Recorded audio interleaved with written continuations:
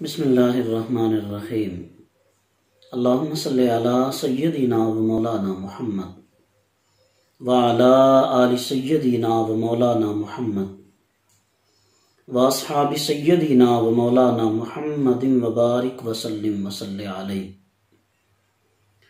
استغفر اللہ ربی من کل ذنب واتوب الیہ۔ محترم ناظرین، ممتاز احمد ربانی حاضر خدمت ہے۔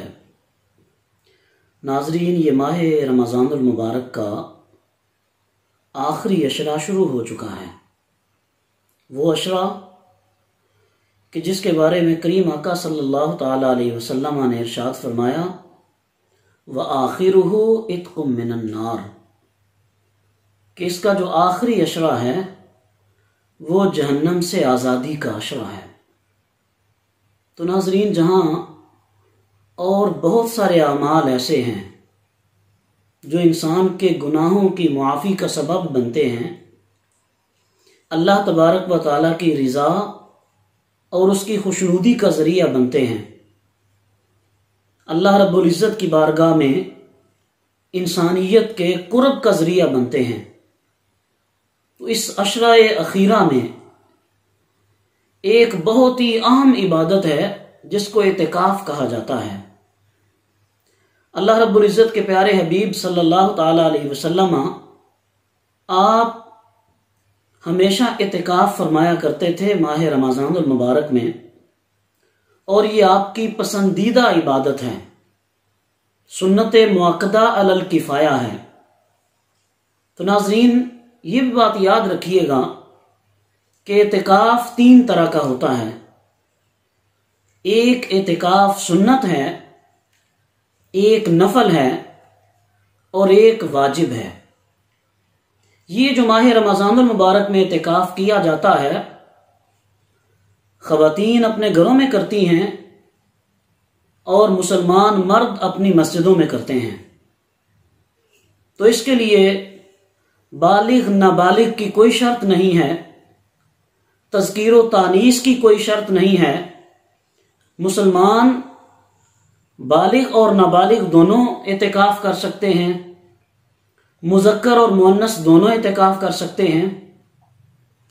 تو اعتکاف کی جو فضیلت بیان فرمائی گئی، اللہ رب العزت کے پیارے حبیب صلی اللہ علیہ وسلم نے ارشاد فرمایا من اعتکف عشرا فی رمضان، وہ بندہ کہ جس نے ماہ رمضان میں 10 دن کا اعتکاف کیا، کانا کحجتین و عمرتین، اللہ تبارک و تعالی اس کو 2 حج اور 2 عمروں کا ثواب عطا فرماتا ہے۔ ناظرین، یہ اتنا پسندیدہ عمل ہے اللہ رب العزت کی بارگاہ میں، اور کریم آقا صلی اللہ تعالی علیہ وسلم کی یہ محبوب سنت ہے، سنت مؤکدہ علی الکفایہ۔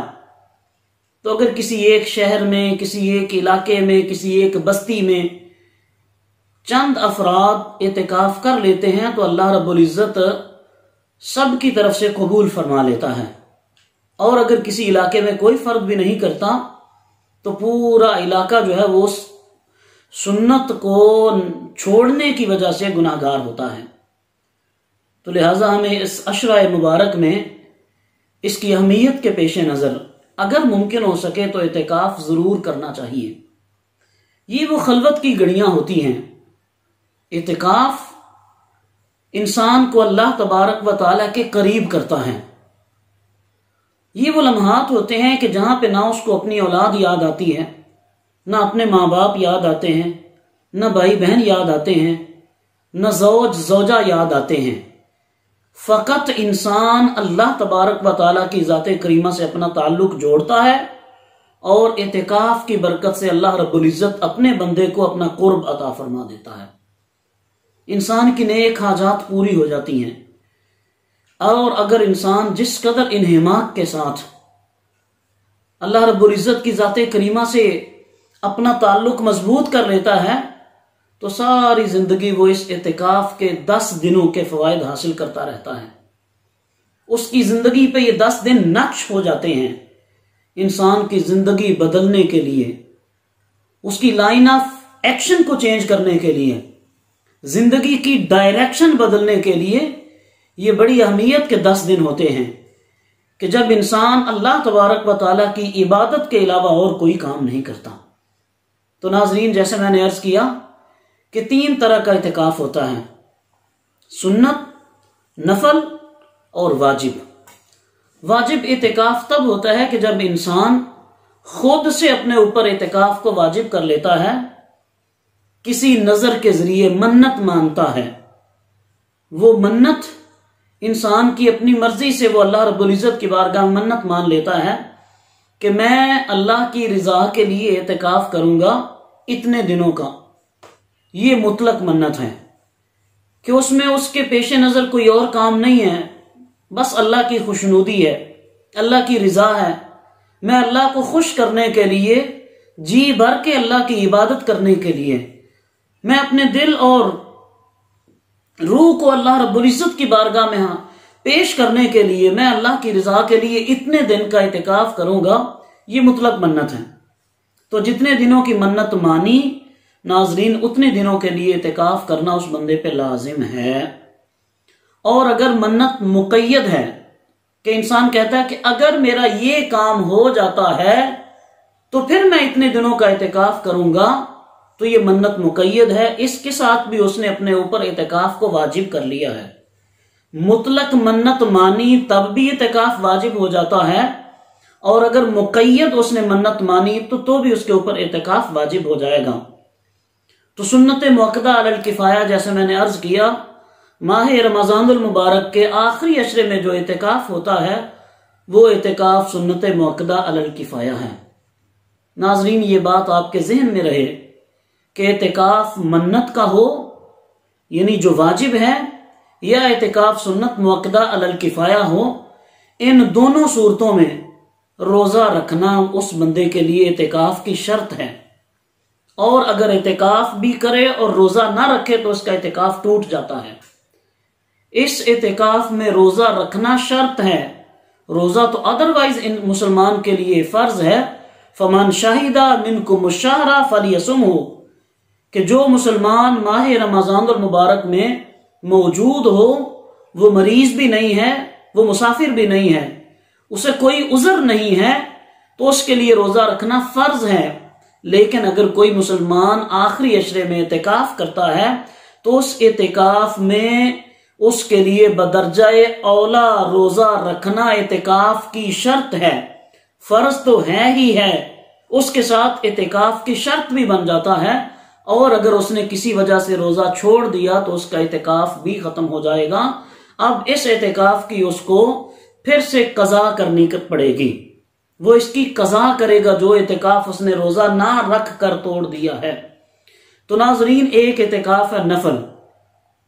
आप नमाज पढ़ने के लिए मस्जिद में आते हैं, तो मस्जिद में दाखिल होते ही आप जब दुआ पढ़ते हैं अल्लाहुम्मा अफ्तह ली अबवाब रहमतिका, तो उसके साथ ही दुआ करते हैं, नियत कर लेते हैं नवैतु सुन्नतल इतिकाफ लिल्लाहि ताला, यानी मस्जिद में दाखिले की दुआ के वक्त आपने इतिकाफ की नियत की। अब मस्जिद में आप जितना वक्त ठहरे रहेंगे आपको इतिकाफ का सवाब होता रहेगा। अब नमाज के सिर्फ वक्त में आप ठहरे हैं, आप 1 घंटा ठहरे हैं, 1 दिन ठहरे हैं, या रात के कुछ लम्हात आप मस्जिद में ठहरे हैं, तो ये जो इतिकाफ है ये नफली इतिकाफ है।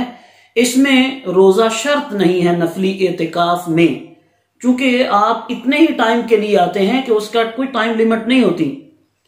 यानी इतना नहीं है कि आपने वहां पे मुसलसल 1 दिन और 1 रात गुजारा है, या 1 रात गुजारी है, या 1 दिन गुजारा है।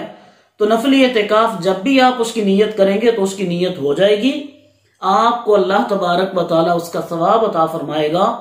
और अदरवाइज मस्जिद में जो उमूर जायज नहीं है, जब आपने इतिकाफ की नीयत कर ली तो वो तमाम उमूर आपके लिए जायज हो जाएंगे।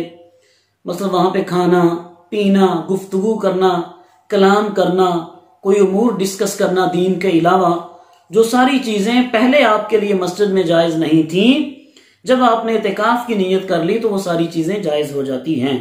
तो इसलिए नाजरीन, जब भी आप मस्जिद में आए, आप आते ही इतिकाफ की नीयत कर लिया करें, ताकि आप जिस इबादत के लिए आए हैं اس عبادت کا بھی ثواب اللہ کریم آپ کو عطا فرمائے گا۔ اس کے ساتھ ساتھ ایڈیشنلی آپ کو اعتکاف کا بھی ثواب ہوتا رہے گا، اور اللہ رب العزت آپ کو نفلی ثواب بھی آپ کے نامہ اعمال میں لکھ دے گا، وہ بھی نیکیاں آپ کے نامہ اعمال میں لکھی جاتی رہا کریں گی۔ تو ناظرین، چونکہ اس عشرے میں آپ نے اعتکاف کرنا ہے تو لہٰذا اس بات کو آپ ضرور پیش نظر رکھیے گا، اعتکاف فقط اللہ کے لیے، اللہ کی رضا کے لیے، خوشنودی کے لیے، حضور سرور کونین صلی اللہ تعالیٰ علیہ وسلم کی سنت کے لیے۔